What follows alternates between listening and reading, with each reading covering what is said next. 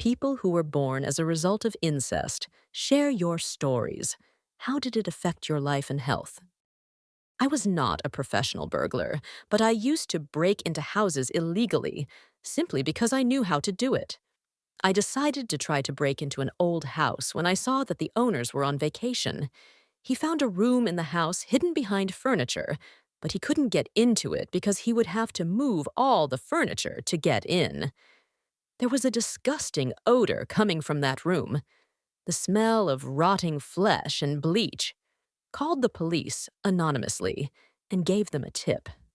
Eventually found out they were luring other people's pets and gutting them alive. Changed. I'll explain for those who asked questions. It was like a hobby of sorts for me. I would sneak into houses, inspect them, but try to leave everything untouched. Not the best hobby. But if your friend's father thinks it would be useful to teach his son and his friends how to pick locks, you can't help but be tempted to try it out. I only broke into houses when I knew that the owners of the house were either dead, no longer living in it, or had sold it. Because I knew that no one would look if any little thing, toys, small jewelry, etc., went missing. It was a fun activity. Too bad it doesn't have any authorized alternative. Serial killers always start by killing animals. It's not a given that those people would then move on to humans, but chances are you've saved the life of one or more. There may be an acceptable explanation for their fascination, but there are so many schizophrenic people around.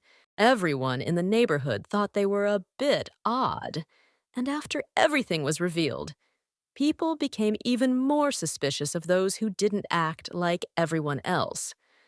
The owner of the house was a programmer about 35 years old and hardly ever left the house. I was sure I would find some hacking equipment at his place, but I was a little mistaken. The campus of the university where I studied was built around 1850. At first, it was a women's college housed in one building. Over the next 150 years, more modern buildings grew up around it.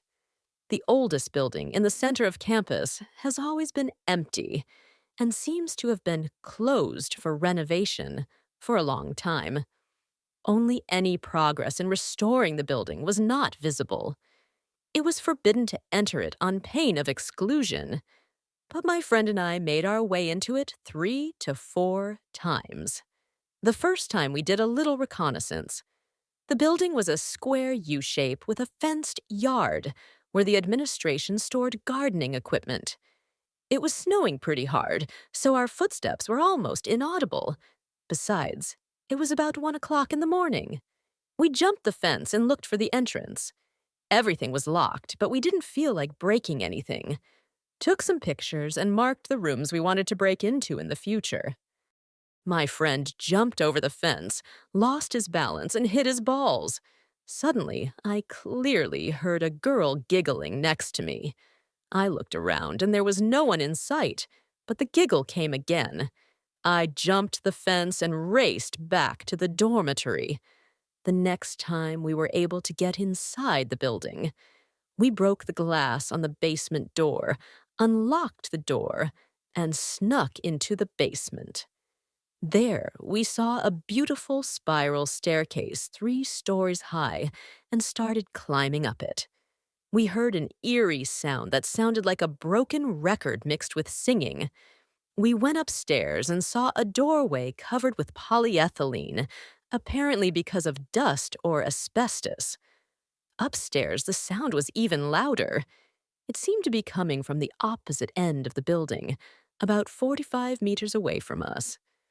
A friend pierced the polyethylene with a knife, and we crawled inside. It became very quiet. We walked further and found ourselves in a room with several hundred dead pigeons lying around. We decided to get out of the building. We snuck into the building one last time, taking 2 more friends with us. Up the stairs again, but decided this time to check out the rooms on the top floor. We found a spacious room with a high ceiling, a huge, beautiful fireplace, and a wonderful view of the campus. I saw a campus security car not far from us, but hoped they wouldn't notice us. Suddenly, we heard someone's footsteps from the direction of the stairs. We all lined up against the wall opposite the door to the room and froze. We could definitely hear the footsteps approaching in our direction, and when they were a meter away from the door, they stopped abruptly. My heart was pounding frantically. I was sure it was security, and we were screwed. I stood closest to the door, and the friend behind me poked at me, hinting for me to check. I leaned forward and stepped out into the hallway through the door jamb, but there was no one there. We never went in there again. Videos of kids on a laptop, a huge number of photos and videos. We spent a long time deciding whether to leave the laptop at the door of the police station or personally hand it over to them, but considering that this happened in the late 90s and early 2000s, we came to the conclusion that the police would be happy to arrest us and return the laptop to the person from whom we stole it. Most often, we found dildos in the homes of single men. I once broke into a neighbor's house and wandered around inside. I found a large pile of Polaroid pictures of children and teenagers, including my friends. Most of them were younger than me. I puzzled over it for 2 weeks, but I didn't say anything about it to anyone. Then I broke into the house again, stole some pictures of my best friends to question them. None of them had any idea when the pictures were taken, couldn't even remember ever having been to my neighbor's house. One of my friends told his sister, and she went to argue with my neighbor about the photos. The neighbor said she didn't know anything about them, but when her husband came home, she gave him a beating. That same evening, she packed up her things and went somewhere. The next day, the neighbor stopped near us on his way to work and promised to get back at us for ruining his marriage. A couple days later, while he was at work, his house burned down in a fire. My friends and I never spoke about the subject again. When my friends and I were still silly and into the gangster theme, we decided it would be fun to break into someone's house and make money in such an easy way. We broke into an elderly woman's house. We sneaked in through a window and saw that her house was full of valuable jewelry, and we also found a wallet full of $100 bills. We all rejoiced that we had hit the jackpot. My friends were collecting jewelry and money, and I saw a door at the end of the hallway that said, "Do not enter." Foolishly, I decided to open it. My heart nearly stopped. This woman must have been a member of some kind of sect, because there was a star drawn on the floor with candles lit around it. On the walls were posters of people I didn't know, their faces smeared with blood or scratched. But the scariest of all was a huge cross on which hung a body with the head of a deer, its eyes sewn shut, blood dried underneath them.